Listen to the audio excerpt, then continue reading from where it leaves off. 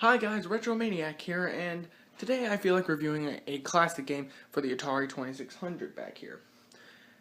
The game today I feel like reviewing is a classic one that is beloved by many people all over the world. This game is called Pac-Man. Now, from what I'm aware of, the Atari version of Pac-Man is actually a version that many people really hate. It is said to be one of the games that was considered to be the worst, though I know out there are games far worse than this one. So without further ado, let's get started with the review.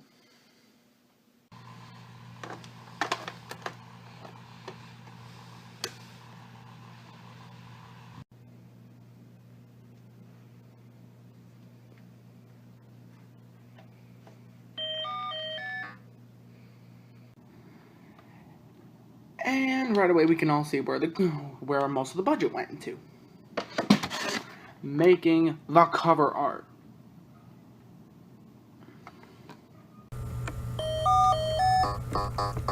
Well, I guess to be honest, the graphics aren't that bad, but they just don't look that appealing. I know this is supposed to be Atari 2600, and the graphics aren't the best, but they were really good for what they had back then. But the maze looks nothing like what they had in the arcade version. And it's not like the Atari was incapable of being able to portray the original maze, as well as the fruit, because look at that fruit. Wonder what kind of fruit that is. So you all know the goal of Pac-Man. The goal of the game is to go around a maze, eating dots and avoiding ghosts. But if you get a power pellet, you're able to eat the ghosts. But there's quite a few things changed from the arcade version. For one thing, the ghosts repeated flickering. Now, they had the same problem like this in this other Atari game called Adventure. That's because there's too many objects on screen at once. Another thing changed is the style of the maze and where the portals are set. As you know, the portals in the original Pac-Man were made so that way you can escape the ghosts and go to the other side of the maze. But here, rather than being on the left and right side of the screen, they're on the top and the bottom side of the screen.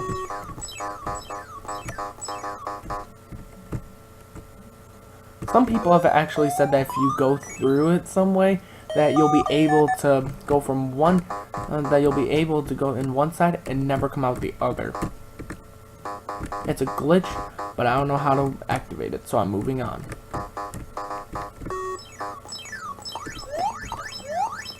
And it doesn't give you enough reaction time to be able to get away from the ghosts. As you know, the ghosts turn blue, and then they stay blue for a few seconds, and then they start flashing white. Here they go from blue to pink, and then after like 1 second of being pink, then they go back to normal. It doesn't give you enough reaction time to be able to get away from the ghosts, so that way you don't get killed.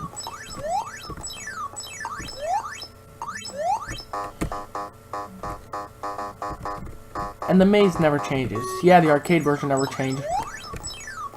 So I guess I can't really bash that. They eventually changed that with the sequel, which was Ms. Pac-Man. Now in Ms. Pac-Man the maze changes, but that's another game for another day.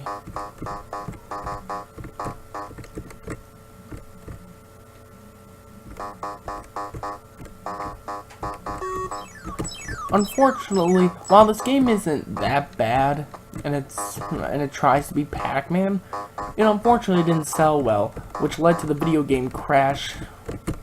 Well, this is one of the games that led to the video game crash, which left Atari bankrupt, as well as other video game companies. Nobody wanted to buy games because they were tired of getting bad games.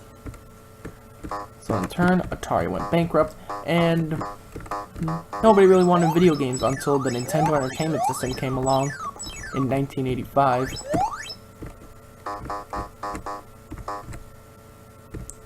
But while you all are worshipping Mario and Luigi on the good old NES, I'm playing me some good old Atari and not giving a care about anything else.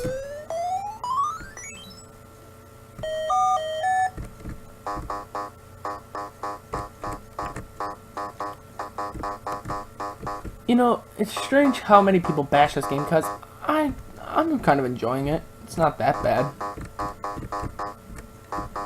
I actually consider it a good Atari game. While it has its flaws, it's still pretty good. But there's all to say about this game.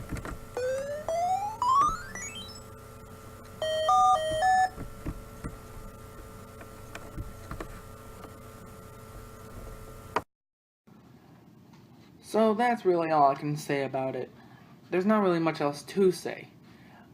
It just feels like it's incomplete. Like, they got the rights to use Pac Man and decided to make a terrible looking game that is very unloyal to the original arcade version just to make a quick buck. That's pretty much how it feels like. But to be truly honest, the game isn't that bad. I still play it a lot. Actually, I think it's the one Pac-Man game that I play the most. Then again, that's probably because I have my Atari hooked up a lot, but that's besides the point. It's still a good game that tries to be like its arcade counterpart. It just doesn't do too well at it. Well, I'm afraid that's all the time we have for today. Hope you enjoyed this video, and I'll see you next time. Later.